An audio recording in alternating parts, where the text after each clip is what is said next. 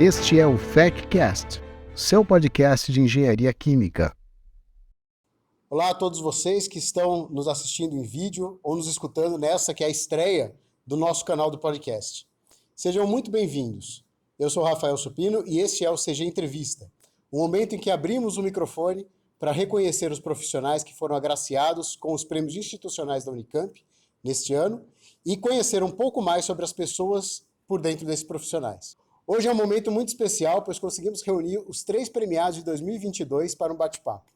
Aqui comigo estão a professora Ângela Maria Moraes, que ganhou neste ano o prêmio de reconhecimento docente pela dedicação ao ensino de graduação, a professora Lucimara Gaziola de la Torre, que recebeu o prêmio de reconhecimento acadêmico Zeferino Vaz, e o professor Sávio Souza Venâncio Viana, agraciado com o prêmio PROEC de extensão universitária. Muito obrigado a todos vocês por aceitarem o convite aqui para a nossa entrevista. É uma grande satisfação estar aqui com você, Rafael, com a professora Ângela, com o professor Sávio, e compartilhar um pouco das nossas experiências. Legal, obrigado, Lucimara. Bom, o prêmio de reconhecimento docente pela dedicação ao ensino de graduação, ele é concedido aos docentes que se destacam nas suas atividades relacionadas ao ensino de graduação. Não basta dar uma boa aula, mas vale muito o conjunto de todas as esferas que compõem essa dedicação. Esse é um prêmio de uma vida, que só se recebe uma vez na carreira. Então, professora Ângela, conte para nós um pouco da sua trajetória e como que o ensino de graduação esteve presente nela. Bom, em primeiro lugar, Rafael, muitíssimo obrigada pelo convite. É uma satisfação enorme estar aqui dividindo esse momento tão bonito com vocês, da estreia desse canal. E assim, a minha trajetória, ela começou, na verdade, quando eu ainda fazia ensino médio, que eu percebi que eu gostava de ensinar naquele momento, que eu dava aula, né, para um aluno, dava aula de gramática, e ele, assim, me fez realmente descobrir uma vertente que eu nem sabia que eu tinha, né? E aí depois, conforme eu fui fazendo a graduação, eu fiz a graduação em Maringá, o nosso curso tinha poucos alunos, então a gente se sentava muito com os professores, né? E isso aí foi fomentando essa vontade sempre de aprender mais, de discutir mais, de ir um pouquinho além, né? E aqui na Unicamp é um espetáculo a gente dar aula. A gente tem os alunos que realmente motivam a gente tem o aluno que participa, né? E eles estimulam a gente a continuar crescendo. Então, aí você corre, você vai fazer um curso para você poder aplicar melhor uma técnica, né? E você vê que funciona, aí isso aí funciona também para te alimentar, então é um espetáculo. Eu gosto muito, eu acho que a gente sempre tem potencial de escolher, né, uma quantidade enorme de carreiras, dentro mesmo da carreira docente, a gente pode fazer um monte de coisas diferentes, mas o professor que gosta de dar aula e o aluno que gosta desse professor é um ciclo que se autoalimenta e só traz realização. Então, eu fiquei muito feliz com esse prêmio. Conforme o Rafael falou, é um prêmio que a gente só recebe uma vez na nossa vida aqui dentro da Unicamp. E eu fiquei assim maravilhada, estou muito feliz mesmo. Legal, muito obrigado, Ângela. A extensão universitária é um dos pilares em que se apoia a Unicamp, assim como outras universidades brasileiras. Junto ao ensino e à pesquisa, compõe o cerne do que fazemos aqui. Assim, o Prêmio PROEC busca reconhecer a dedicação e contribuição dos docentes da Unicamp nessa esfera de atuação, ainda um pouco obscura para a maioria dos professores e alunos, mas que envolve intimamente a universidade e a sociedade. Professor Sávio, conta para a gente um pouco sobre você e sua visão e atuação na extensão. Rafa, primeiramente, gostaria de agradecer pelo convite. Assim como a Ângela colocou, é realmente um prazer genuíno de estar aqui com vocês, né? Dividir esse momento com a Simara e com a Ângela. E para responder a sua pergunta, eu vou ter que voltar uns anos atrás. Quando eu era moleque, bem novo, talvez na casa dos 10 anos, existia uma revista que eu não sei se ainda existe, pelo menos eu acho que não da forma física, que era a Super Interessante, né? E junto com a Super Interessante tinha outras revistas que eram a Galileu, na época, a Sapiens, não na mesma época, por todo o período, mas durante algum período. E eu era assinante da Super Interessante, fui assinante por 20 anos dessa revista. até o final da faculdade. Acho que no mestrado foi quando eu parei de assinar. E o que acontecia era que, quando eu via aquela revista, ela tem uma linguagem de acesso ao jovem e ao público menos técnico, vamos dizer assim. E eu via falar de Unicamp, de UFRJ, da UFMG, né? E achava aquilo super interessante. Aquilo, na realidade, era uma força motriz, um despertar para a curiosidade, numa linguagem acessível e trazendo da universidade para o pessoal, né, leigo, o que estava sendo desenvolvido. E isso talvez seja o coração do que é a extensão universitária. Naquela época eu não tinha a menor percepção disso. E eu acho que muitos colegas também fazem, de alguma forma, extensão universitária sem saber que aquilo é extensão universitária, né? Então, ali eu já me identificava muito com aquilo. E no dia que eu ganhei o prêmio, na cerimônia, eu confesso que passou na minha cabeça o seguinte, falei, nossa, há uns anos atrás, né, eu via o FRJ, onde eu estudei, como uma coisa inatingível, porque eu era do interior do estado do Rio de Janeiro, né, originalmente, então a FRJ é um negócio que eu não ia chegar, e muito menos a Unicamp, ou a USP, ou qualquer outra dessas.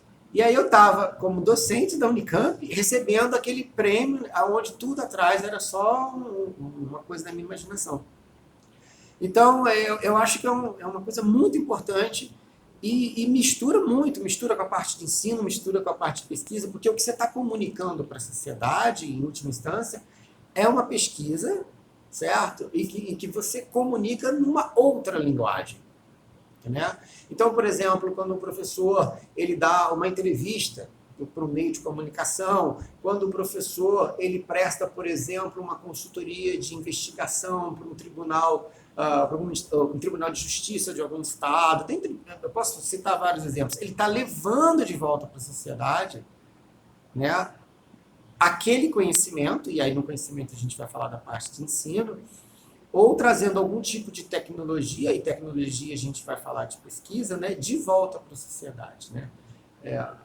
Há uns meses atrás a gente teve uma palestra aqui, né, falando, por exemplo, só da Inova, que é a agência de inovação da Unicamp, quanto que ela retorna de valor para a sociedade, né, e vendo o investimento, né, qual que é o nosso orçamento do ano da Unicamp, e os valores são extremamente diferentes, né? Talvez da ordem de 3, 5 vezes mais. Então, é muito importante.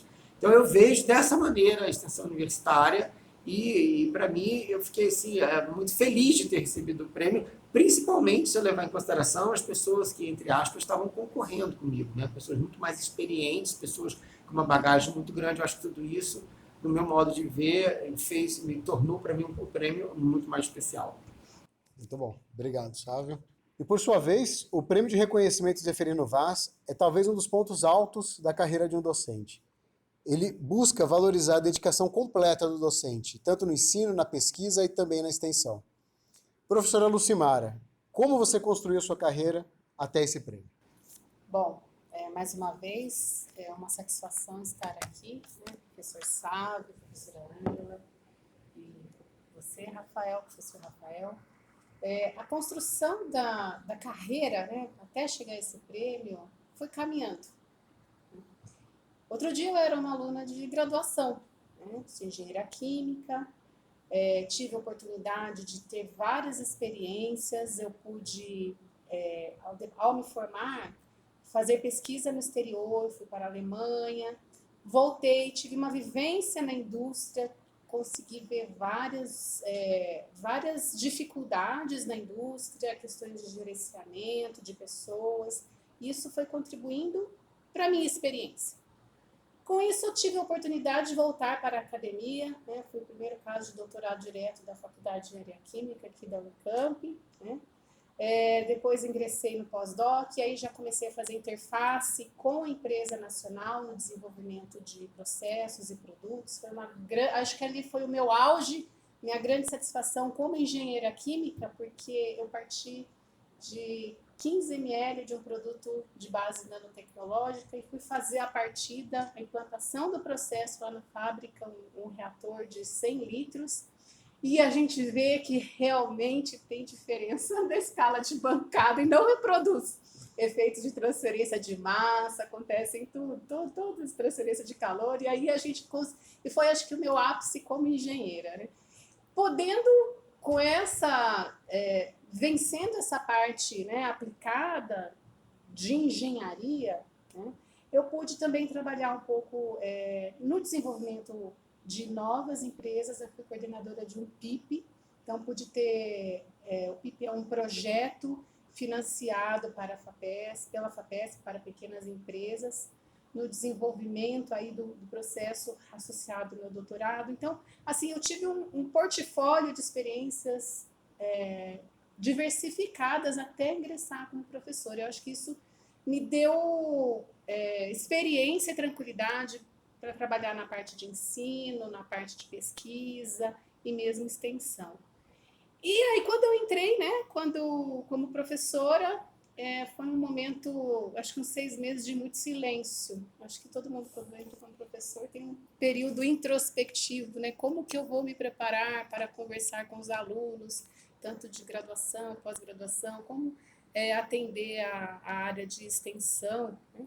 Então, na parte de ensino, né, eu sempre fui desafiada a realmente buscar com que os alunos aprendam, né, mais do que transmitir a informação.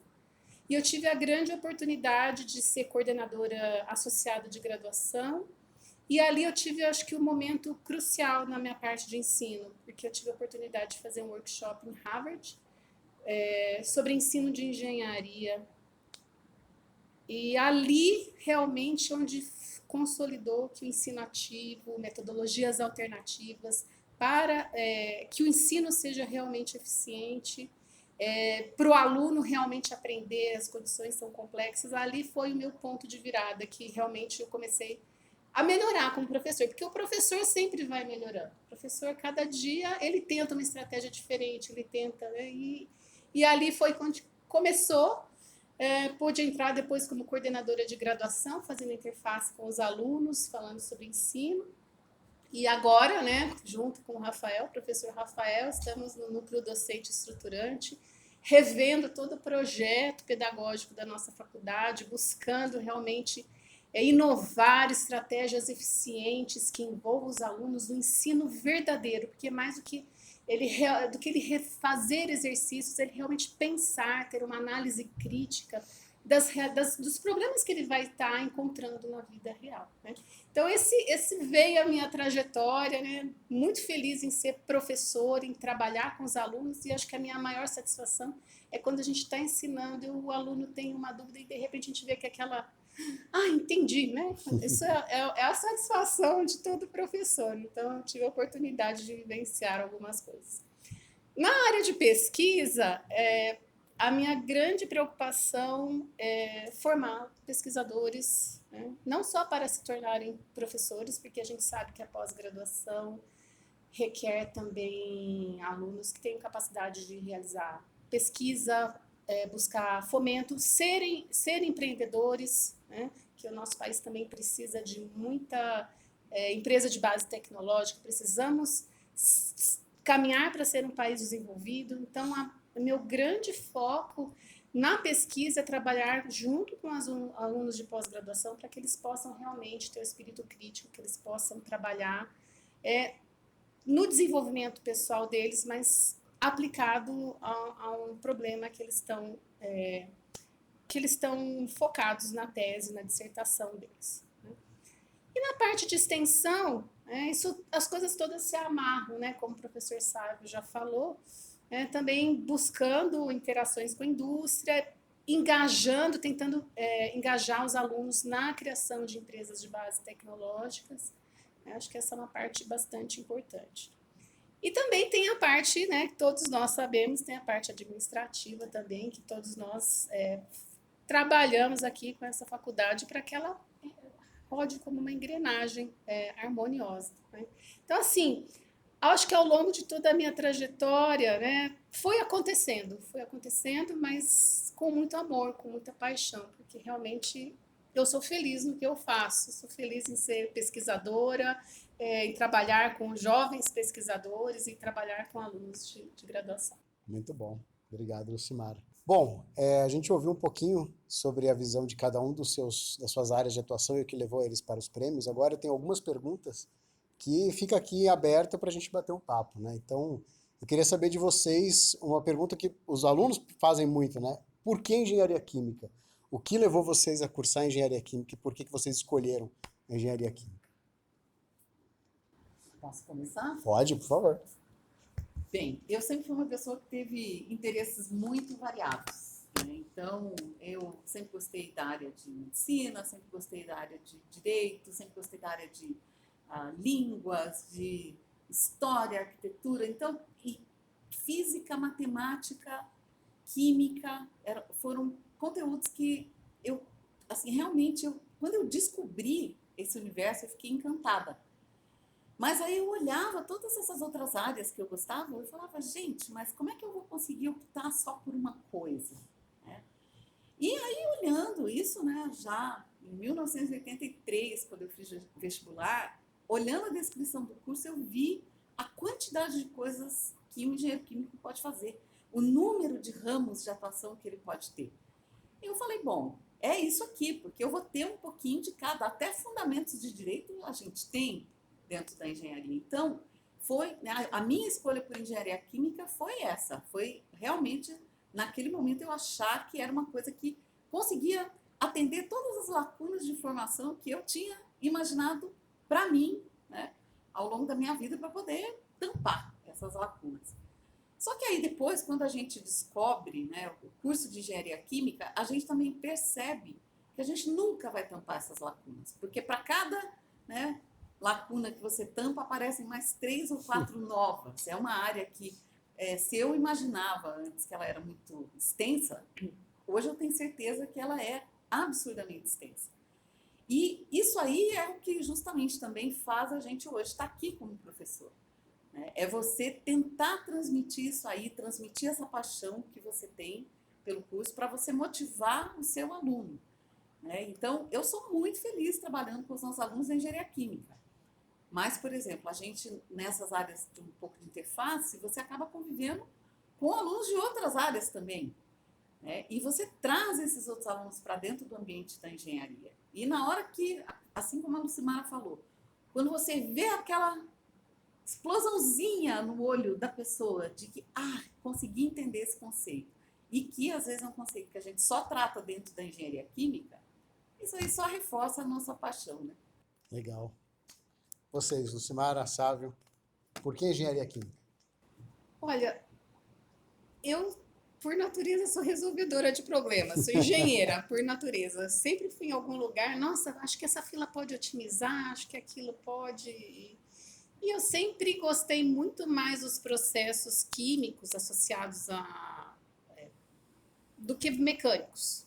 Então, acho que é associado também ao meu colégio técnico, eu sou técnica em alimentos.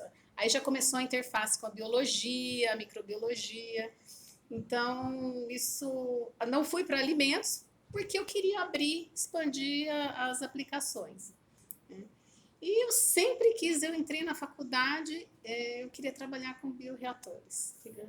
Queria trazer um pouco da área bio, né, de toda esse ambiente aí de engenharia. Então, por natureza, é a minha praia, né? Onde eu me sinto confortável.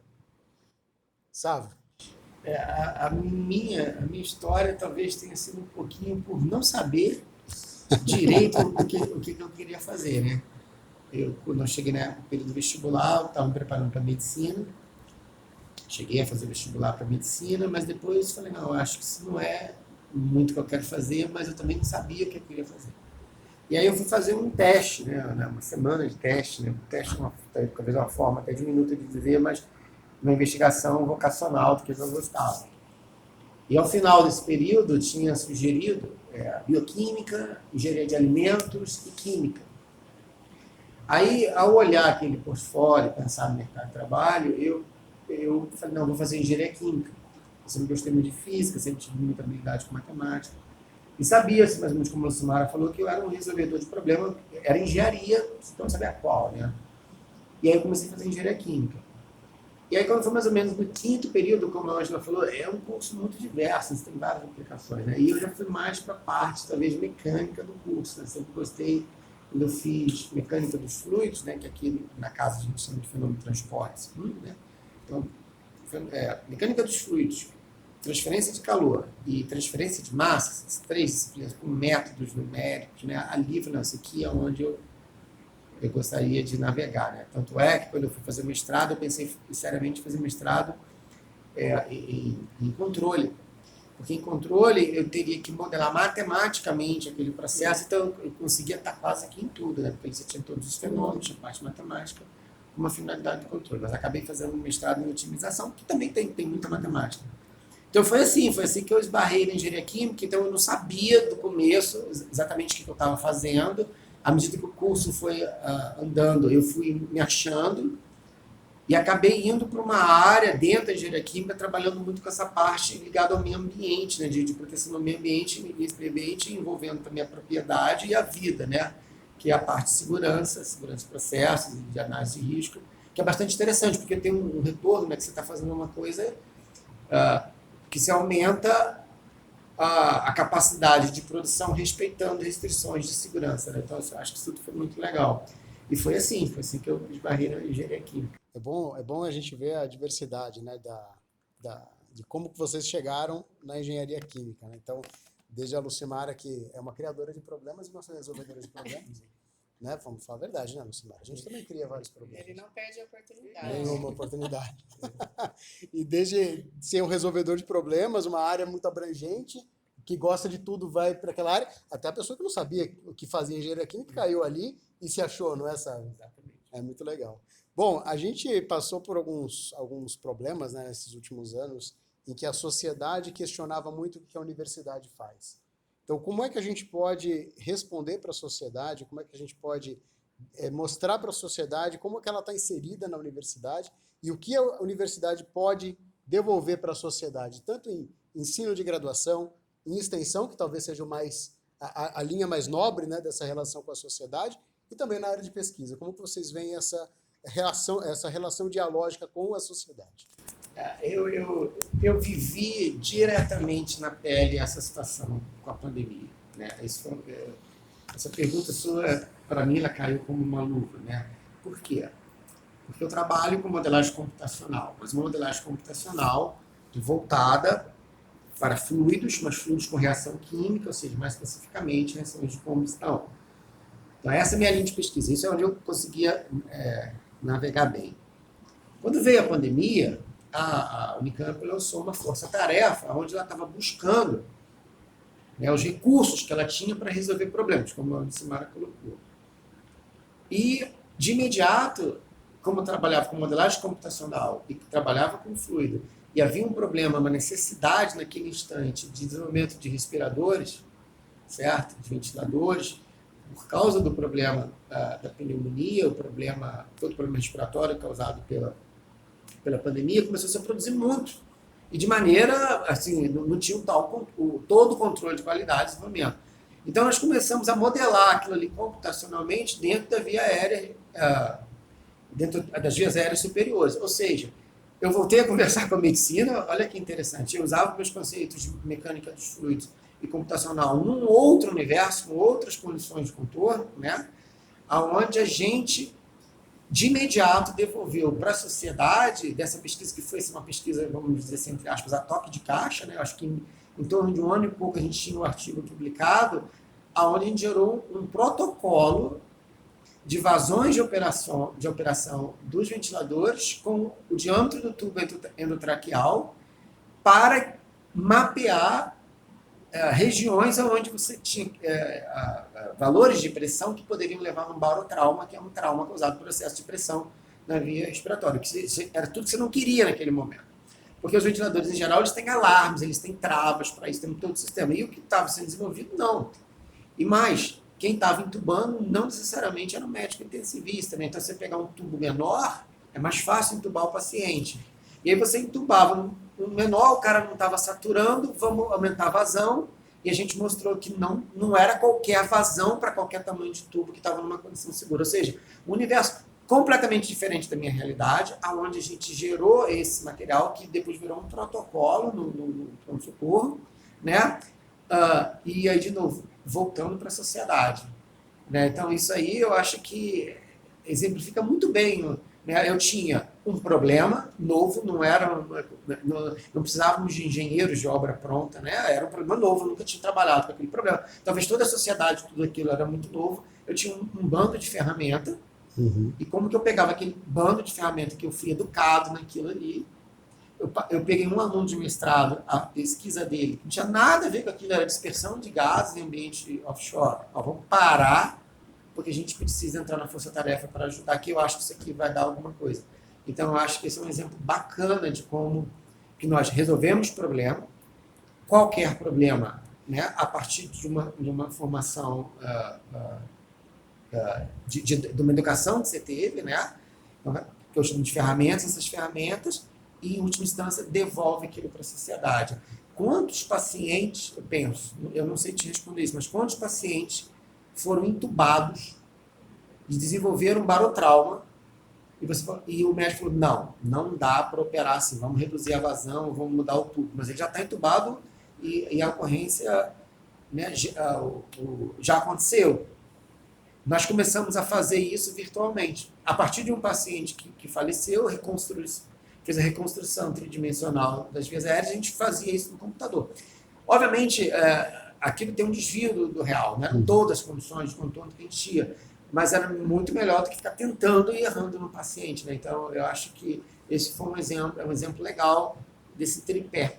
Muito interessante seu exemplo, né? Porque mostra o quão inter e multidisciplinar é a área da engenharia química. Você dialogou com a medicina, o seu protocolo pode, muita certeza, ter salvado outras vidas, né?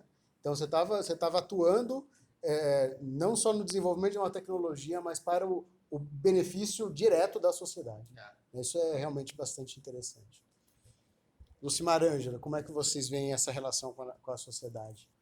Bom, eu penso o seguinte, um aluno que entra aqui na Unicamp, um calouro, ele não era da comunidade da universidade um dia atrás.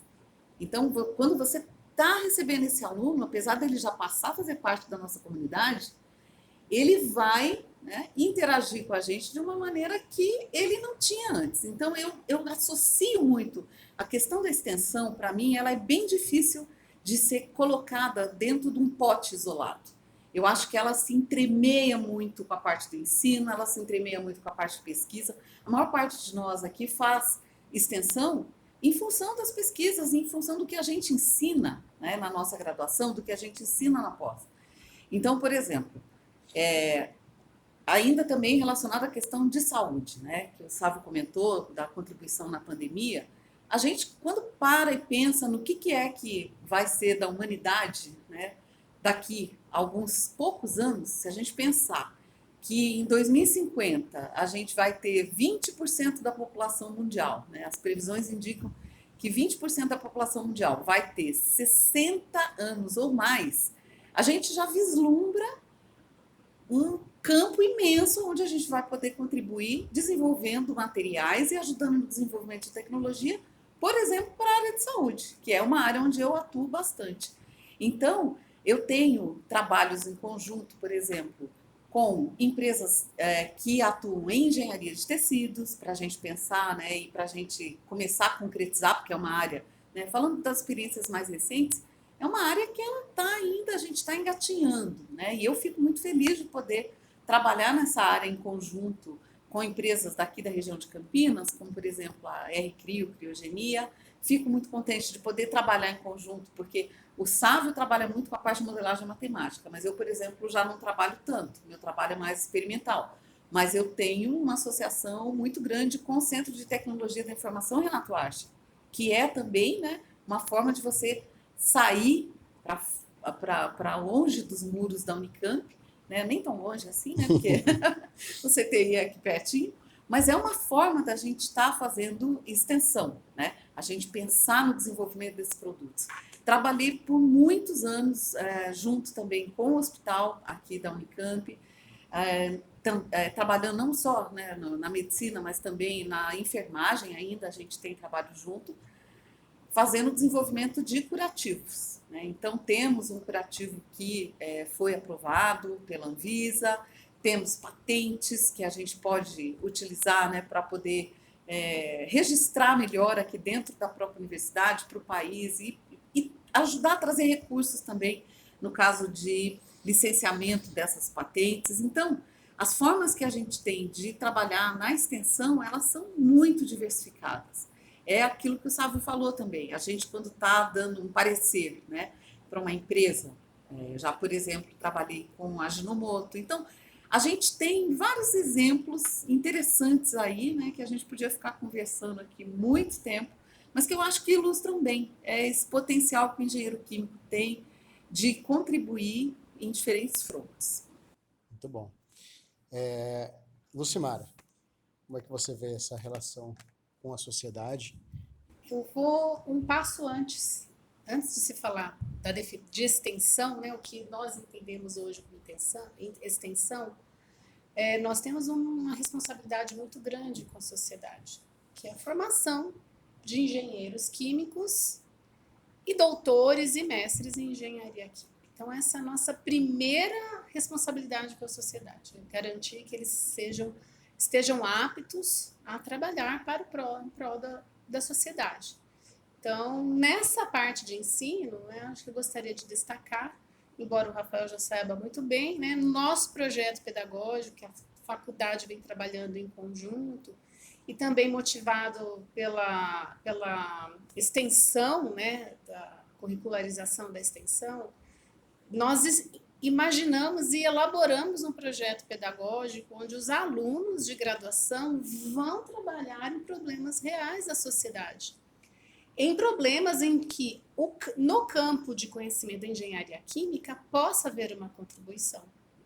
Então, é extremamente motivador pensar nisso. Então, é uma forma de interação muito intensa dos alunos de graduação, os problemas da sociedade, e além deles poderem ganhar conhecimento técnico a partir de um problema prático, eles vão poder se envolver e descobrir os grandes entraves, os grandes problemas da nossa sociedade. Então, eu vejo com muita expectativa, realmente, essas disciplinas que vão... Essa trilha de conhecimentos que vai ser... que os alunos vão vivenciar ao longo do nosso novo projeto pedagógico.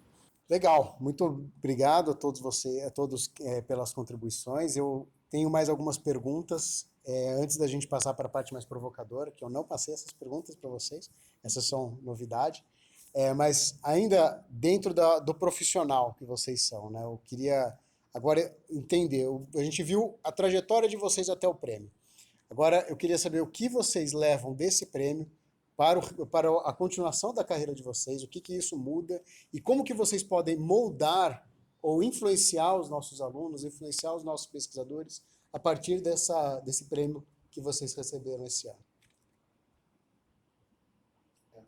As perguntas aqui não são fáceis. As perguntas aqui não são fáceis. Mas, na verdade, né, esse prêmio ele é um marco na vida da gente, né? Assim como a gente já teve vários outros professores aqui sendo premiados, e quando a gente estava assistindo essas premiações, a gente ficava olhando como um exemplo. Então, eu acho que uma coisa muito boa que a gente vai poder dar, inclusive para os colegas que ainda estão concorrendo, né, é justamente que para você poder ganhar um prêmio desse, você precisa trabalhar bastante. Então, isso aí é uma coisa que eu acho que é muito clara. A gente tem que buscar contribuir em tudo que a gente pode. E, assim, a quantidade de coisas que a gente pode fazer no Unicamp, a quantidade de coisas para as quais a gente pode se dedicar, ela é gigantesca. Então, você tem que fazer escolhas. Então, às vezes, você vai escolher trabalhar um pouco na parte administrativa um período, às vezes você vai poder escolher trabalhar um pouco na parte, focar mais em pesquisa, às vezes mergulhar um pouco na parte de ensino para você implantar alguma coisa nova, né? Só que a gente tem que saber, né, que a gente vai precisar abrir mão de algumas coisas para poder dar conta melhor, com mais detalhe dessas, né, coisas diferentes onde a gente está mergulhando mais profundamente. Então, eu acho que algo que a gente pode pensar, né, muito é justamente isso. O que eu vou fazer com esse prêmio? Eu vou continuar tentando, né, ser uma excelente professora, né, porque eu acho que não é o prêmio, a hora que você ganha o prêmio. Você fala, ok, cumpri a minha função, caixinha ticada, né? Não, a gente vai continuar querendo ser essa excelente professora, a gente vai continuar buscando a melhoria e continuar incitando a melhoria, né? Tanto nos alunos, por exemplo, no caso, né, pensando no prêmio da graduação, quanto também no caso dos nossos colegas, né? Porque a satisfação de você ganhar um prêmio desse é muito grande, porque é justamente você ter o reconhecimento das várias horas que você se dedicou e que quando você não quis abrir mão das outras coisas que você estava fazendo, você teve que trabalhar mais. Às vezes você teve que sacrificar a hora de convívio com a sua família, às vezes você teve que sacrificar um período de férias para você poder dar conta de tudo, porque eu acho que, né, quem ouve o que a gente está conversando aqui e é professor, sabe que a gente tem um elenco de coisas que a gente tem que fazer, né? Mas se você quer realmente contribuir e se você se identifica com a sua tarefa, você vai contribuir mais. Então, a gente, às vezes, precisa pensar em como tentar se distribuir melhor para poder alcançar a satisfação, né, de você estar sendo reconhecido pelo seu investimento de tempo, esforço e dedicação, né? Mas, assim, viver muito a continuidade, né, das tarefas que você exerceu e executou e que te levaram a receber esse prêmio. Então, se você queria fazer um curso, se você fez um curso antes para você ser um professor melhor, vai fazer outro, né? Então, a minha ideia é essa, é a gente, com esse prêmio, a gente poder estimular também outras pessoas a buscarem trabalhar cada vez melhor pela universidade, pelos alunos e trabalhar também pelos próprios colegas. Especialmente no caso do prêmio de graduação, que é um prêmio que a gente recebe uma vez só, né? Então, é importante essa sua visão de que, assim, não é porque eu recebi agora que eu vou mudar para outra, vou deixar de lado, né? Atingir o que eu queria. Não, é essa continuidade, é essa vontade de fazer mais e fazer melhor, né? Isso não pode acabar, né? Acho que isso é importantíssimo. Com certeza. Sabe, Lucimar, o que vocês levam do prêmio que vocês receberam para agora para a continuidade da carreira de vocês? Lembrando que vocês ainda poderão ser agraciados com esse prêmio, mesmo prêmio novamente, ou vice-versa. A Lucimar pode receber o PROEC um dia, o Sérgio pode receber o Zeferino Vaz um dia, mas o que vocês veem que esse prêmio mudou e que vocês podem levar para diante? Eu acho que a Angela conseguiu sintetizar bem, e eu acho que eu quero dizer que, de uma forma complementar, quando você faz aquela decisão lá atrás, você não sabe se você está no caminho certo, e se você está fazendo a escolha certa, e se você está fazendo certo o que você propôs a fazer. Você não sabe. Você vai fazendo, aí você apaga uma aresta, você vai numa direção, vai na outra, mas você não tem toda a certeza. Não. Como eu vou pegar o exemplo lá do envelhecimento da população. 20% da população vai estar acima de 60 anos, eu tenho mais casos assim, então a área da engenharia química que vai bombar nos próximos 20 anos vai ser a área toda voltada para a médica. Já tem bons indícios, mas pode ser que não aconteça isso. Outras coisas podem acontecer, então a gente não sabe. Quando vem o prêmio, eu acho que, além do reconhecimento, é como se fosse uma manifestação de, não, você fez a coisa certa, né? Você fez a coisa certa, deu certo e né? Veio. Essa é uma primeira coisa, né? A segunda é que ela não deixa de ser um combustível, né? Porque aí quando você olha para frente, como você falou, né? Eu depois. Aí eu olho para trás, assim, e o que eu não fiz, né? Ou o que eu teria feito diferente, ainda que o pessoal tenha gostado. Aonde que, né? Aí isso tudo vira um combustível para o que você quer continuar fazendo. Porque, na verdade, é muito legal ganhar o prêmio.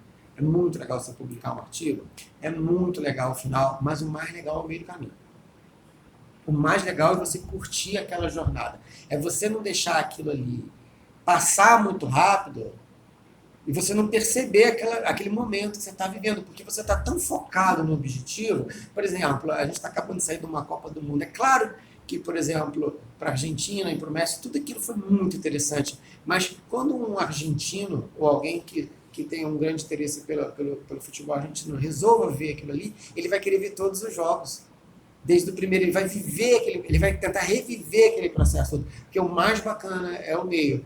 Então, para frente você vai ter um outro objetivo, e tem um meio, ele vai ter um outro meio, e o grande lance é você curtir aquela jornada, né? Porque primeiro que passa muito rápido, né? E pode ver, por mais que a gente ganhe qualquer coisa, a gente fala, ganhamos. E passa, né? Tem aquela euforia passa, né? Eu acho que é isso, eu acho que sendo mais estrito, é um reconhecimento, uma certeza de que você apostou na direção certa. 2, é um combustível para o próximo passo. E nesse próximo passo, fazer da jornada, aproveitar a jornada de uma maneira ainda melhor do que você aproveitou o primeiro ciclo, porque, no meu modo de ver, é o meio do caminho que é mais importante. Eu concordo com a professora Ângela e o professor Sávio, e eu vejo como uma confirmação. Puxa, quando eu falei, a gente quando entrou, por exemplo, quando eu entrei, primeiro ano de docência, eu fiquei numa introspecção. Nossa, como que eu vou conseguir? Como que... É uma atividade intelectual muito forte, pensar em estratégias, pensar, né, na parte de pesquisa, pensar em estratégias de ensino. Então, é um período, né, você nunca imagina que você vai conseguir chegar no topo da montanha. Então, né, você fala, nossa, eu quero, mas eu não imagino que um dia eu, né, vou trabalhar para. E é um pouco a sensação de que consegui chegar no topo da montanha. Mas não acabou, né? Você chegou no topo da montanha, mas você precisa continuar a sua trajetória, você precisa continuar a sua caminhada, né? Precisa voltar para casa, precisa, né, descer a montanha, assim, figurativamente falando.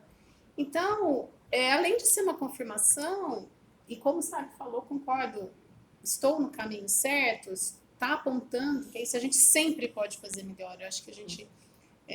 essa humildade é muito importante, porque a gente não é dono de nada, né? Essas coisas vão acontecendo, mas depende muito da circunstância, das oportunidades e de você aproveitar o caminho para, né, tirar as melhores informações. Então, isso, além de ser uma confirmação, é o continuar caminhando. Eu acho que isso é o que poderia, por exemplo, ser um incentivo para as outras pessoas que estão aí por vir para ganhar o prêmio. Muito bom. Vocês com essas respostas, né, vocês já entraram na próxima etapa da nossa entrevista, né? A gente falou muito aqui de quem são os profissionais que ganharam os prêmios, de como que foi a carreira de vocês para ganhar os prêmios. Agora eu quero que vocês contem para nós quem são as pessoas. Quem é o Sávio? Quem é a Lucimara? Quem é a Ângela? Quem são essas pessoas fora desse ambiente profissional da FEC, que obviamente foi o que levou vocês até o prêmio, mas o que essas pessoas contribuem com o profissional que ganhou esse prêmio. Então eu queria que agora vocês abrissem o coração de vocês e contassem para nós quem são vocês fora do nosso ambiente de trabalho. Eu sou uma pessoa feliz, que adora ler, adora assistir série, adoro cantar. O professor Sávio está aqui de prova, porque eu coloco esse coitado para tocar para mim.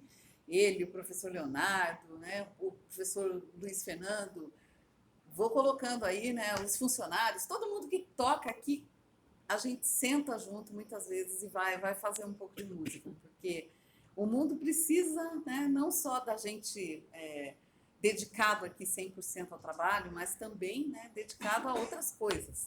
Dedicação à família, né, então eu acho que isso aí é uma coisa extremamente importante. Eu, por exemplo, tenho um grande poder de convencimento, né?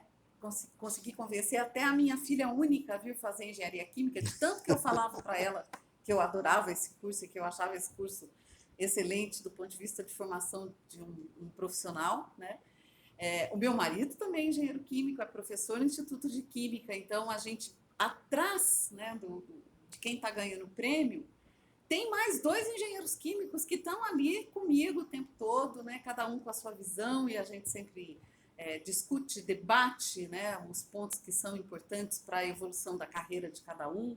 Então é uma coisa muito boa, né, você ter pai e mãe que te apoiem em tudo, você ter irmãos, sogro, sogra, cunhadas, né, os sobrinhos. Então, a gente está fazendo o que a gente faz hoje feliz, ela é a função desse ambiente inteiro que está te rodeando, né?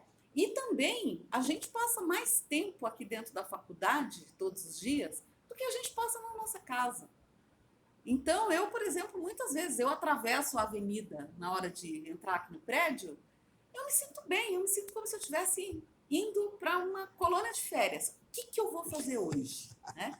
E é genuíno. Eu chego aqui, todo mundo sabe que me vê pouco de cara amarrado, porque eu tento ser uma pessoa feliz mesmo. A escolha que eu fiz para minha carreira fui eu que fiz. Ninguém falou, olha, faz assim, faz assado. Fui eu que fiz, eu que escolhi. Então, eu sou muito feliz com essa escolha. E aquilo que não me agrada dessa escolha, eu vou tentando consertar, porque eu acho que a gente não pode também ficar, né, calado, né? Então, a gente, às vezes, tem que ser um pouco inconveniente e apontar onde a gente acha que pode melhorar. Eu acho que isso é uma coisa que é importante a gente fazer, né? E a gente precisa, às vezes, ter coragem para fazer isso, porque é difícil, não é? Mas a gente precisa fazer, porque senão a gente também não ajuda esses outros membros da nossa família da faculdade, né? Então, eu sou muito feliz. Eu tenho intercâmbios com várias universidades estrangeiras, tenho assim, uma alegria enorme de conviver com esse pessoal todo, daqui do Brasil também. Então, você vai criando um nicho que só te joga para cima. Então, é muito bom. Então, a pessoa por trás do prêmio é uma pessoa feliz. Maravilha, excelente resposta aí. Eu só discordo da colônia de férias. Eu acho que nós temos visões diferentes do que é uma colônia de férias. Mas muito legal. E legal também, você já comentou uma outra pergunta que eu tinha sobre hobbies, né? O que você faz no seu tempo livre? Então, você falou que gosta muito de cantar. Gosto. E envolveu várias pessoas aqui nessa Sim. parte da cantoria, inclusive o Sávio, que vai daqui a pouco confirmar isso. Mas muitos colegas, muitas pessoas que você envolve também nessa parte extra o trabalho, né? E que são pessoas que você conheceu aqui, que você levou para a família fora FEC que você tem. Muito, muito interessante, também importantíssima a parte do apoio da família, né? Eu acho que isso é essencial. E a família toda de engenheiros químicos, então. A minha inteirinha de engenheiros químicos, e não só, não bastasse ser eu, meu marido e minha filha, ainda tenho sobrinhos também que são engenheiros químicos, né? Tenho um primo engenheiro químico, então corre um pouco realmente aí na veia da família e cada um trabalhando numa linha, né? E a hora que esse pessoal todo senta, se junta, é uma diversão sem tamanho. Discussões de alto nível, então. Sempre. E aquilo que a Lucimara falou e que você falou da Lucimara, né? A gente é um resolvedor de problema, mas a gente é um fazedor de problema também. Verdade. Porque cada conversa dessa, quem é professor e está sempre ligado no assunto, ele vai falar, nossa, isso ia dar uma boa questão de prova, um bom estudo dirigido, um bom estudo de caso. A gente fica, você é professor, você não consegue desligar um botãozinho e falar, não, agora eu não sou mais professor. É o que a Lucimara falou, você vai olhar, você vai, nossa, mas essa fila aqui, será que não dá para a gente colocar a gente dos dois lados para andar mais rápido, né? Eu acho que o engenheiro químico é muito desassossegado. E aí, então, a gente vai tentando fazer de tudo um pouco, né? Se você for perguntar depois dos planos para a aposentadoria, daqui a vários anos, já vai ser um outro capítulo. Tá ótimo. Obrigado. Sávio, quem que é esse carioca, professor de engenharia química aqui na nossa faculdade? Quem é o Sávio? Essa pergunta é complexa, né? Enquanto a Angela estava falando, eu estava tentando me olhar. Eu, fora o professor, fora a parte profissional, eu acho que eu sou uma pessoa bastante competitiva, mas uma competição comigo mesmo, sabe? Eu acho que as dificuldades que eu tive na vida, o que eu já passei, as pessoas mais próximas de mim costumam dizer, parece que não tem dificuldade para você. Você vai tirando as pedras, não importa o tamanho que elas são, e você vai passando. Eu gosto muito de esporte, sempre pratiquei esporte, né? Talvez o primeiro esporte que eu fui introduzido foi a natação. Eu comecei a nadar, eu tinha 3 anos, e na natação, como eu não sou um cara muito grande, eu tinha uma desvantagem muito grande em relação aos meus competidores. Então, a minha competição não era com eles. A minha competição era comigo, era o meu tempo, era a minha técnica.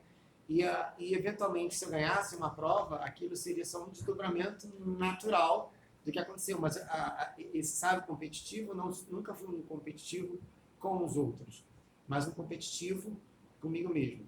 E quando os outros vêm e falam, não é possível, é difícil, o impossível, eu nunca gostei da ideia da palavra impossível. Aquilo tudo sempre foi, na minha vida pessoal, um grande estímulo a romper aquela barreira. Quieto, sem fazer muita live, não, eu vou lá e vou fazer. Então, acho que esse é o sábio assim, mais fora da carreira profissional, né? Eu não tenho muita barreira para mim. Ela, na verdade, ela vira um estímulo. Eu também sou muito contente com a minha vida, entendeu?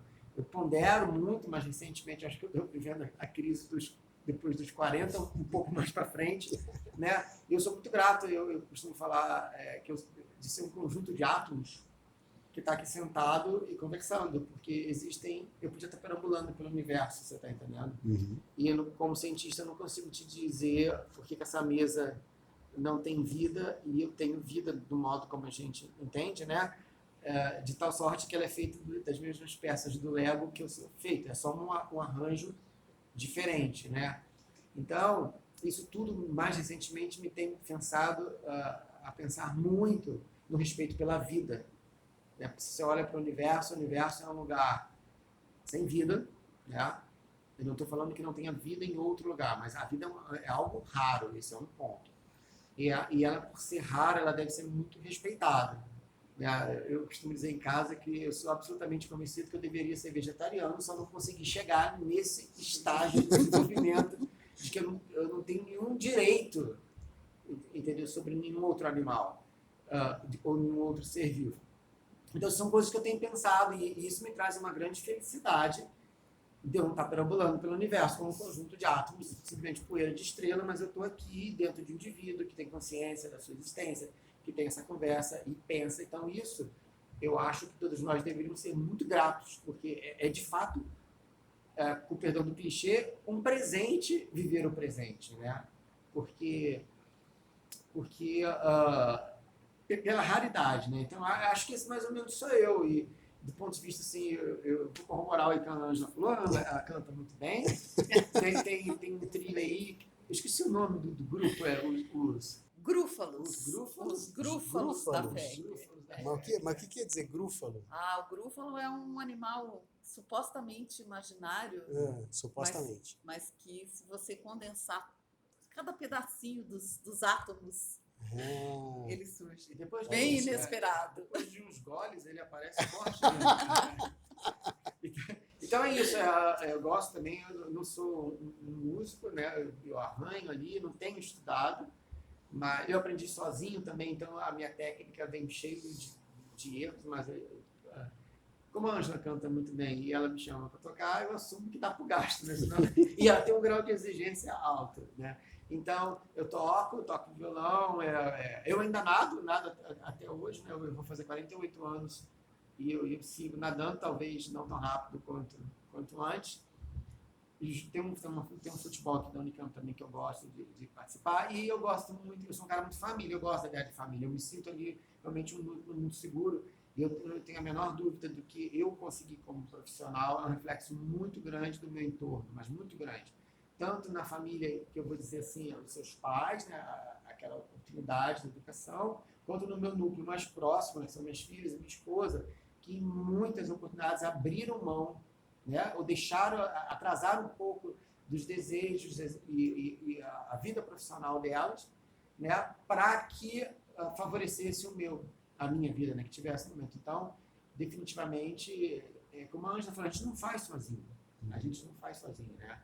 Então, eu gosto dessa ideia, né? Quando eu saio para viajar, eu falo do ponto de vista das provas de natação, eu gosto que elas estejam juntas, entendeu? A noite de sono anterior, por mais que você não esteja em casa, remete ao lar. Então, é uma coisa também que eu me sinto bastante acolhido. Talvez seja um lado mais carente, né? Não sei. Eu sou 3 mulheres para cuidar de você, é muito bom isso. Tá certo. Lucimara, quem é a Lucimara? A Lucimara, eu concordo com o que o Sábio falou da família.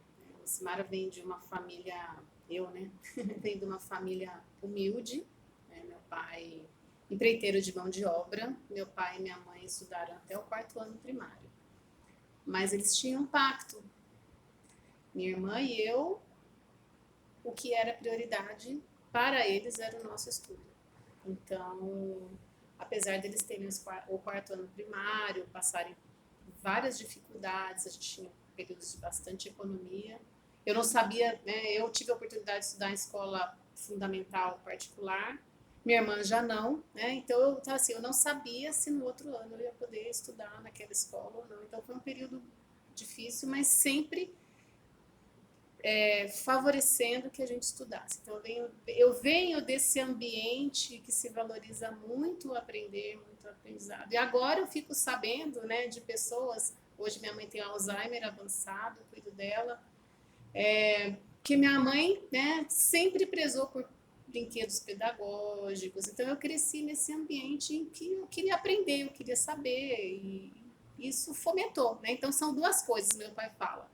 Ele deu oportunidade, mas eu também quis abraçar a oportunidade. Então, frente a isso, eu venho desse ambiente e de um marido também que, por acaso, a gente se encontrou, não era meu objetivo de vida, né? Meu objetivo de vida era, né, ter a minha independência, aquela coisa bem de, né? Quando você está na faculdade, eu quero trabalhar, quero ter minha independência. Por acaso, né, sem planejar, encontrei meu grande companheiro, meu grande amor da minha vida, e que também me patrocinou. Que depois que eu fui para a indústria, tem várias coisas também, né? Quando eu estive grávida da minha primeira filha, eu me questionei. Tem que valer muito a pena, né? Se você está salvando o mundo, você vai deixar o seu filho para... Então, dependendo das circunstâncias que eu estava naquele momento, eu queria estar mais próximo ou ter mais flexibilidade de horário, né? Então, isso me fez voltar para a academia. Isso foi uma grande força motriz. E foi um apoio completo dele para poder, né, estar, né, trabalhando, estar fazendo pós-graduação. Então, eu venho dessa base. E ele também é mais nerd que eu.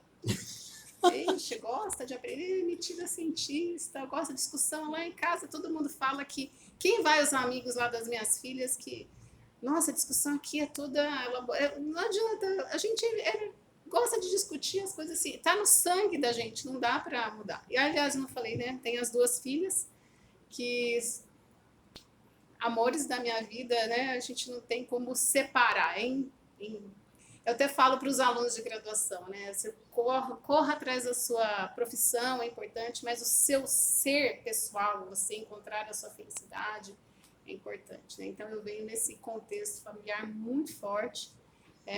Como sabe, também gosto muito de nadar, né? Embora esse ano não tive grande oportunidade aí de praticar natação. Eu acho que a hora que eu caio, adoro nadar, sentir ou escutar a respiração, acho que é um momento, não sei, mágico, que a gente tira todas as preocupações, é uma terapia. Além de fazer trilha, né? Gosto muito de... Você não sabe disso, né? Gosto muito de fazer trilha, andar em montanha. Né? Eu não sabia, não.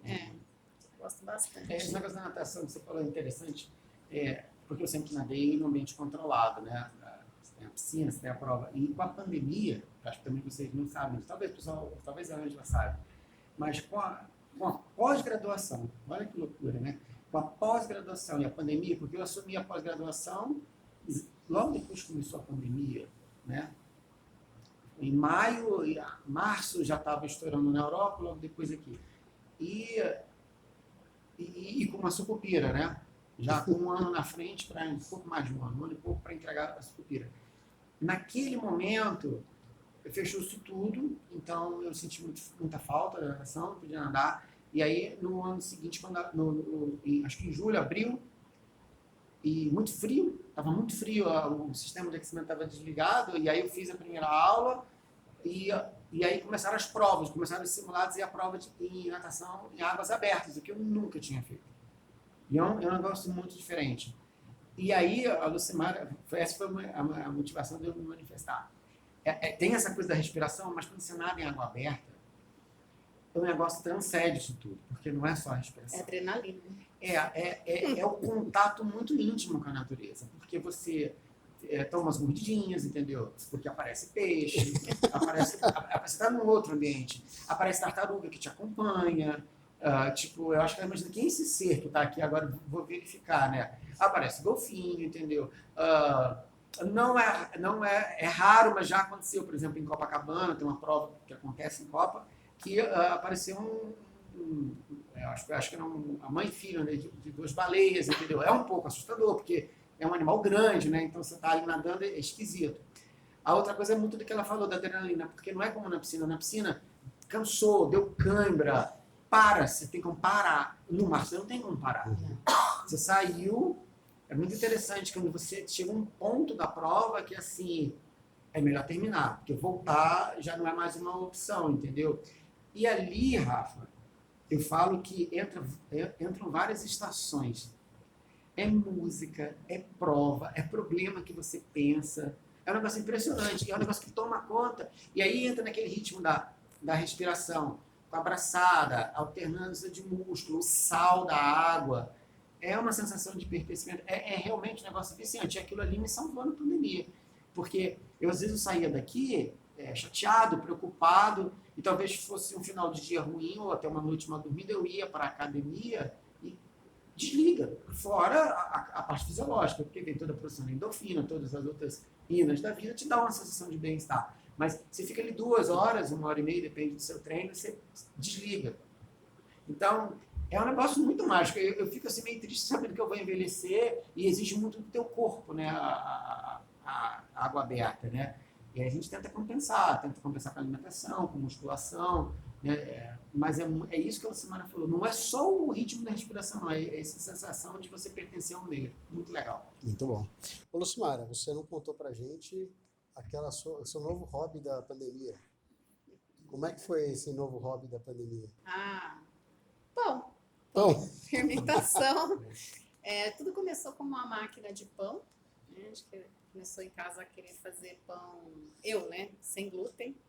Então comecei a fazer experiência, né? Sou cientista. Então comecei várias farinhas e mistura aqui, vai entender o que é pão cogumelo, né? Porque às vezes se você não põe a proporção certa, então foi uma grande brincadeira. E agora a última brincadeira, o professor Roger, né, que me deu uma levedura selvagem, que ele já cultiva há 5 anos, e estou conhecendo ela, né? Então, nossa amiga, a gente põe lá, ela cresce. Está domesticando a levedura selvagem. Os pães estão ficando muito bons. Eu mando foto para o Rafael. Só foto. Por enquanto não mandou pão para mim ainda não. Legal. Bom, para a gente terminar essa parte do pessoal, eu queria que vocês contassem para nós, abrissem ainda mais o coração de vocês, contassem para nós um momento que vocês entendem como definidor de carreira.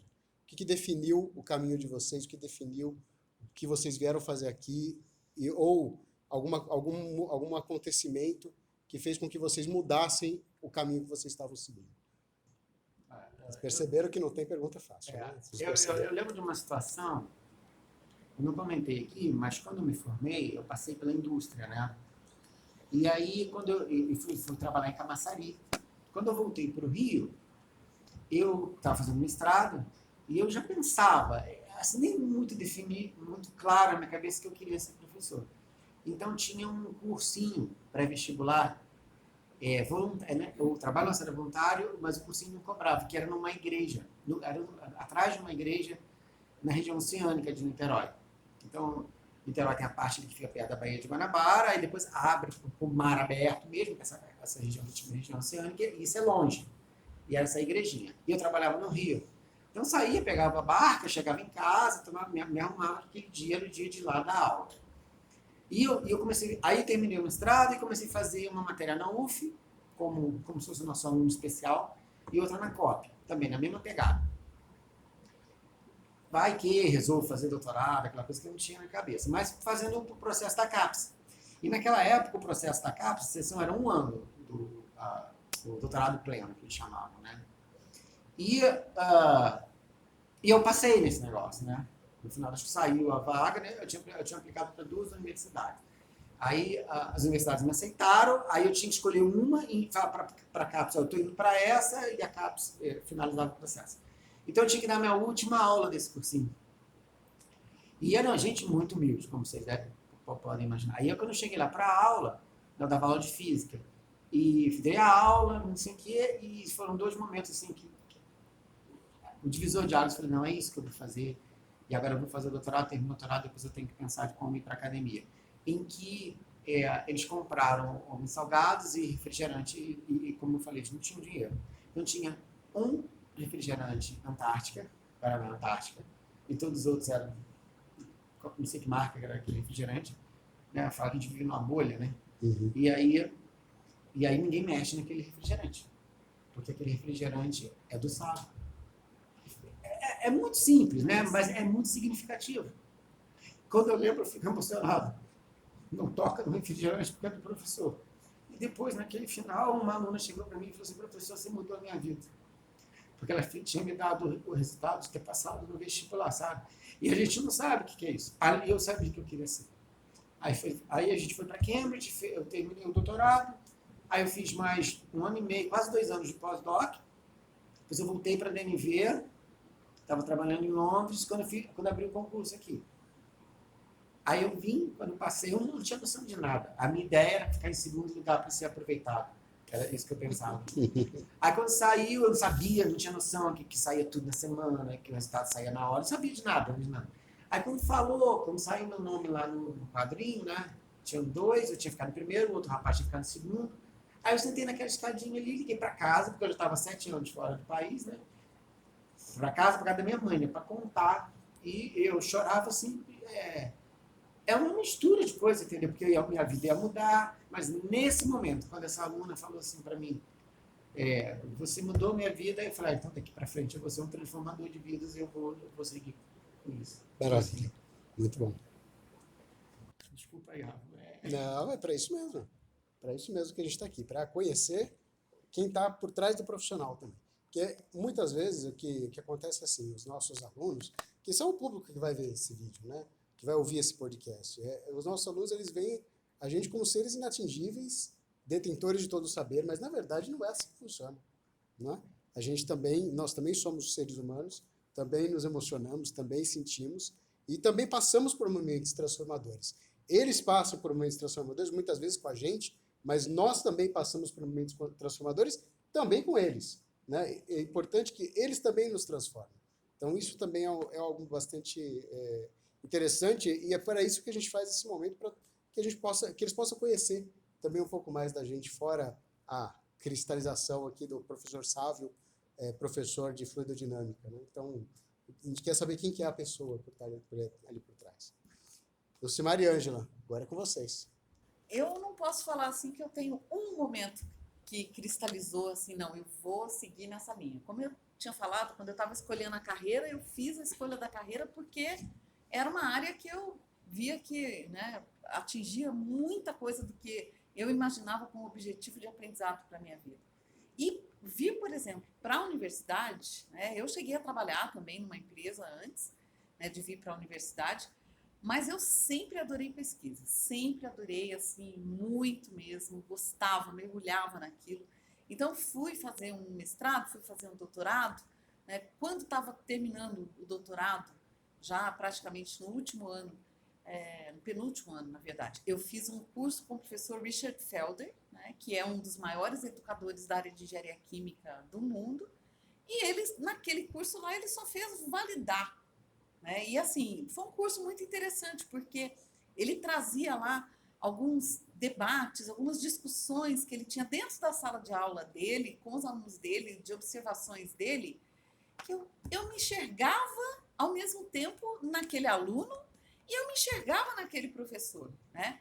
Porque uma das brincadeiras que eu e meu marido fazíamos quando a gente estava fazendo graduação, que ele é da mesma turma que eu, de engenharia química, era assim, para a gente poder estudar, para não ficar muito chato estudar, então a gente bolava novas maneiras de estudar. E uma das maneiras era, eu vou fazer a prova mais difícil que eu conseguir, e aí você vai resolver. E aí eu vou corrigir. E aí você vai poder fazer revisão de prova. E era assim, sabe? Uma coisa de louco essa atividade. Demorava muito para a gente cobrir um conteúdo. Mas o nível de aprofundamento era enorme, né? Porque a gente que é professor, né, sabe muito bem. Você vai fazer uma prova de 4 questões, você faz 8 para você escolher aquela que vai ficar melhor, né? Então, era muito interessante isso. E aí, então, assim, por isso que eu falo que eu não tive um momento. Eu tive várias coisas que foram me mostrando, olha, nossa, eu gosto disso.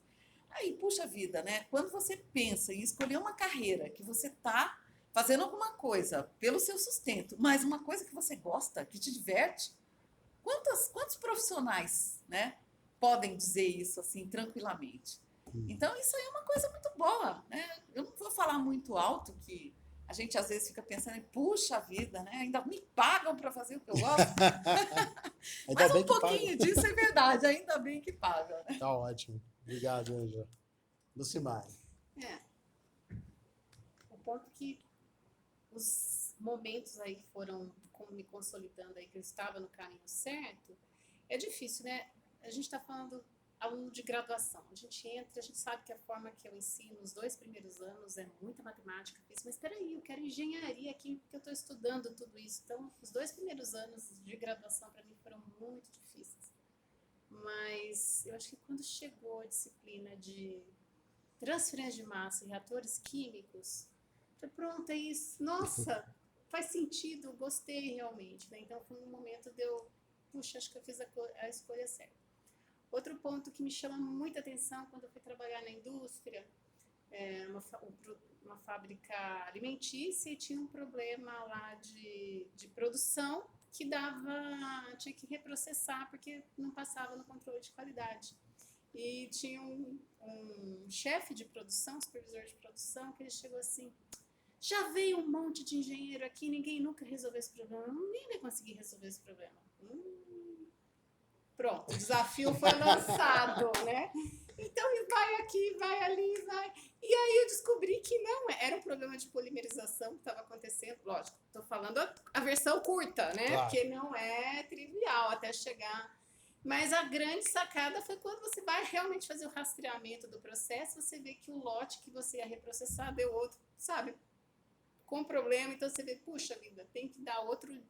E tinha aplicações, não tinha problema, mas essa investigação, eu falei, nossa, eu gosto de fazer investigação, né? Então, a minha, eu falo até para muitos alunos, eu gosto de diferença, né? Eu gosto de cada dia encontrar um problema diferente, que é o que a gente encontra na academia. Então, essa rotina de produção, né? Então, a fábrica tinha vários problemas. Aí a gente resolveu, a fábrica entrou em regime, que na verdade tinha uma mudança de comportamento de batelada para contínuo. Os operadores não conseguiam entender o que era operar em contínuo, porque eles tinham a vivência do batelado, uma coisa que parece tão simples, né?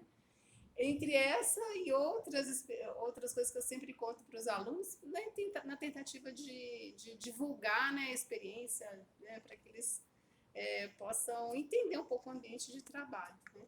E quando eu percebi que eu tinha essa possibilidade de investigação, eu fiquei muito feliz. Mas quando a gente acertou o processo, eu comecei a fazer sem desconsiderar. Eu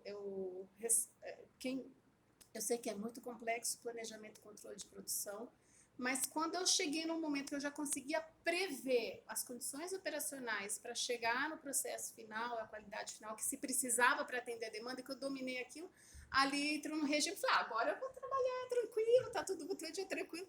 Ali eu me desmotivei, aí eu fui buscar outras coisas. Então, acho que ali foi um momento que, puxa vida, um dia eu gostaria, né, de trabalhar nessa área de pesquisa. Então, foi aí que foi o grande motivador para eu voltar para a pós e aí eu me identifiquei completamente. Muito bom. Bom, eu já explorei bastante vocês, então agora eu queria já começar a seguir para o encerramento. E para a gente encerrar essa entrevista, que está sendo excelente, está riquíssima a entrevista, eu queria perguntar para vocês o que vocês veem para o futuro da nossa faculdade, para o futuro dos nossos alunos, o futuro da engenharia química. Então, que vocês resumissem em poucas palavras, eu sei que tem muita coisa para explorar aí, mas que vocês possam resumir em poucas palavras o que vocês esperam para o futuro da nossa profissão e também da nossa faculdade. Não, primeiro eu queria, antes de responder propriamente a pergunta, eu queria te dar os parabéns, Rafa, por essa iniciativa. Achei muito legal, muito em linha com que as coisas estão caminhando, né, como o mundo está se transformando, né? Hoje a gente vê, por exemplo, uma dificuldade que a gente tem na pós-graduação, principalmente com os alunos da área de computação, que tem alguma coisa de computação, é porque eles estão trabalhando para qualquer empresa, em qualquer lugar no mundo, né, ganhando às vezes uma moeda muito mais forte, e morando aqui em Barão Geraldo, né? Então, essa coisa da tecnologia, que vai muito bem para dentro do podcast, coisas dessa linha. Então, eu queria te dar os parabéns pela iniciativa. Agora, voltando à pergunta, eu acho que eu já fui criado, eu já fui educado numa geração, vim de uma geração que essa coisa intensificou, que não existe um problema de engenharia química, existe problema. Quando a gente chega na indústria, pelo menos a experiência que eu tive, né, é exatamente essa, tem um problema a ser resolvido. E o problema, em geral, é multidisciplinar. E sendo multidisciplinar, você vai juntando os expertises, as ferramentas, como eu falei mais cedo, para resolver o problema. Eu vejo o curso de engenharia química cada vez mais, e aí eu vou entrar um pouquinho nessa área que vocês contribuíram muito mais, a minha contribuição no modo de ver foi muito modesta, mas de pensar quais são as competências que o engenheiro que a gente precisa, que a gente vai formar, precisa ter para exatamente atacar esses problemas da sociedade. Então, no médio para longo prazo, acho que os problemas, nós temos um problema muito grave para o nosso planeta, né? Um problema de mudança climática que ainda a engenharia química, dentro dos seus cursos, ataca de maneira extremamente tímida, né? A gente tem ferramentas ali onde aquele profissional vai para o mercado de trabalho, eventualmente ele vai trabalhar com a parte de fluente, ou ele vai trabalhar com energia solar ou outro tipo de energia, tentando atacar os problemas. Mas nós temos um problemão, né? E esse problemão já chega a um ponto de que em algumas instâncias ele já é irreversível, e nós temos que pensar como que as diversas formações a nível de graduação vão estar aptas a atacar problemas de desmatamento, problema de alimentação, né? Esse pessoal também está ficando mais velho, que a Ângela colocou, porque estamos vivendo mais também, estamos avançando de lá, então nós precisamos alimentar esse pessoal, temos um problema de combustível, então nós temos vários problemas de ordem que nós podemos colocar num globo, num único grupo que eu vou chamar aqui de mudança climática e suas derivações, onde eu vejo que a engenharia química é bem provável que nos próximos anos ela fique mais sensível, a gente vai começar a ver matérias surgirem, cursos multidisciplinares focados nesse tipo de problema. É assim que eu vejo. Muito bom. Lucimara. Eu concordo com o Sávio, né? Vai chegar uma questão de sobrevivência do planeta. Então, eu chego a falar para os alunos, vai chegar um momento, nada contra a Ângela, eu sei que a análise técnica e econômica é importante, mas vai chegar um momento que talvez a sobrevivência não seja uma questão de ser o menor custo, mas que seja o que mais viável para nos manter vivos aqui, né? Se a gente pensar como crescimento populacional, fazer comparação aí com o crescimento de leveduras numa cultura embatelada, né? A gente está no nível populacional que está começando a saturar no nosso planeta. E realmente, o que antes era uma diluição infinita, o que a gente fala em transferência de massa, né? Estou gastando aqui todo o vocabulário, a gente está indo numa saturação. Então, essa preocupação é muito grande. E eu acho que a faculdade está se mostrando comprometida, né, em mudar a forma de ensino, mas eu acho que realmente o Sábio levantou questões importantes que precisam permear mais, né, além da formação sólida, adaptabilidade, trabalhar com problemas complexos, trabalhar com interdisciplinaridade, são grandes desafios que nós, como docentes da faculdade, temos que trabalhar aliado à questão da sustentabilidade. É uma questão, uma preocupação muito grande que precisa chegar, né, a sensibilizar os alunos para que eles possam se tornarem agentes transformadores da sociedade. Muito bom. E você, Ângela, como é que você vê esse futuro? Eu vejo também na mesma linha, né? E assim, como a gente sabe que a engenharia química, ela trabalha com mais de 50% dos objetivos de desenvolvimento sustentável globais, então, assim, o futuro, se alguém está, né, com receio de não ter emprego no futuro, pode ter certeza que não é engenheiro químico, porque a gente tem muito a contribuir, né, em todos esses pontos. Eu acho que realmente a questão de aspectos ambientais cruciais, né, aspecto de uso, né, de novas matrizes, desenvolvimento de novas matrizes energéticas, crucial também. Minimização do uso dos recursos da gente, porque não é só a questão ambiental, mas é a questão de que esses recursos são finitos, né? E aí eu vou discordar da Lucimara, que ela falou, não é só análise de viabilidade econômica, mas veja, quando um governo maduro faz uma análise de viabilidade técnica e econômica, por exemplo, para ver se ele vai vacinar ou não uma população, se ele fosse fazer só análise econômica, ele ia falar não, porque eu só vou gastar dinheiro. Eu vou gastar com compra de vacina, com armazenamento, com o pessoal que eu vou ter que contratar, né? Mas, na verdade, o que o governo responsável está pensando? Não, eu vou vacinar, porque se eu não vacinar, eu vou ter que internar essa pessoa. Se essa pessoa, por exemplo, depender do sistema de saúde pública, ela vai custar tantos reais por dia. E mais drástico ainda, né? Não, se essa pessoa morre, ela deixa de trabalhar, ela deixa de gerar imposto, ela não contribui.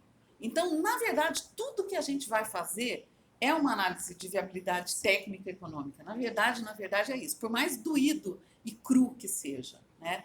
Então, a gente manter o nosso planeta íntegro, né, para as gerações que estão vindo adiante, é também uma função do engenheiro químico, né? E eu acho que uma função extremamente importante do engenheiro químico também é justamente ele fazer extensão no círculo onde ele trabalha, para justamente não deixar, né, que ideias que não sejam corretas cientificamente, que você não tenha uma base, né, teórica e prática boa para mostrar para você que aquilo ali funciona de fato, né, você precisa ter essa pessoa para poder justamente discutir com essa população que não está conseguindo enxergar isso. Porque a gente não vai avançar como humanidade se a gente não avançar como um todo. Não adianta 10% da humanidade avançar. A gente já sabe disso, já exatamente. Né? Tem que ser um esforço conjunto e contínuo. Então a gente não pode esmorecer. A gente não pode ter preguiça de falar, ai, nossa, eu não posso, puxa, estou vendo esse problema aqui na TV, eu não posso contribuir. Não, você pode contribuir com a pessoa que ajuda na sua casa, ajudando a esclarecer, né? E a gente, como engenheiro químico, a gente tem essa formação. A gente tem uma visão crítica. A gente, quando entra na universidade, na engenharia química, a gente aprende a ser chato, justamente porque você olha e você sempre está pensando, puxa, dá para melhorar? O que eu posso fazer para melhorar? Né? Então, vamos melhorar. E eu acho que o engenheiro químico é um profissional excelente para isso. Agora, o futuro da engenharia química, ele depende muito dos professores que vão estar ensinando a engenharia química. E a gente sabe que o professor que estiver usando as tecnologias de ensino que foram usadas provavelmente nele, não são tecnologias que vão funcionar mais. A gente tem hoje um aluno com outro perfil. Então, o professor ele tem que estar disposto a arregaçar a manga, a sair da sua zona de conforto, né, para ele poder trazer para o aluno um aprendizado de fato, para estimular, como a Lucimara falou, o pensamento crítico. Né? Ah, não, mas eu vi, está escrito aqui. Ué, mas você concorda com o que está escrito? Por quê? Então, a gente precisa dar base sólida para o nosso aluno, que é o bem mais precioso que o nosso aluno pode ter, é ele sair conseguindo pensar com a cabeça dele. Ele ouvir os outros, mas a cabeça dele direcionar o pensamento dele. Então, isso eu acho que é o mais importante. Muito bom. Nossa, ótimas respostas aqui, então, para essa pergunta que não foi fácil. Nenhuma delas foi, mas essa daqui especial não foi. Bom, conversei hoje com essas 3 pessoas muito especiais, agraciados pela FEC e merecedores dos prêmios institucionais que a Unicamp outorga anualmente.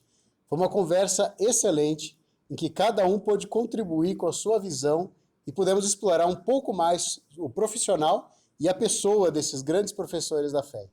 Muito obrigado, Ângela. Muito obrigado, Sávio. Muito obrigado, Lucimara, pela nossa conversa, pelo tempo de vocês e também muito obrigado a todos vocês que estão nos assistindo e nos ouvindo nessa nossa estreia do podcast. E até a próxima edição do CG Entrevista.